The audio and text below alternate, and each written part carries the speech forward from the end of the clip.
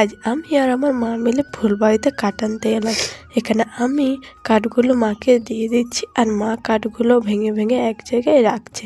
আর আমাদের কিন্তু কাঠ নেওয়া কমপ্লিট। এই দেখো এতগুলো কাঠ আমরা নিয়েছি। আমাদের 4টে শশা গাছ লাগানো হয়েছে, তাই মা বলল গাছগুলোর গোড়াগুলো একটু কুড়ে দেখ, জিতাপরব পর্যন্ত ক্ষীরা ধরলে ভালোই হয়। আর এই জিতাপরব মানে তোমরা জানো তো, এবছর অনেক বৃষ্টি হয়েছে তাই ঘাসও অনেক হয়েছে, তাই ঘাসগুলো গুছিয়ে দিয়ে পর কুড়িয়ে দেব। এদিকে আমি কোদাল আনতে চলে এলাম।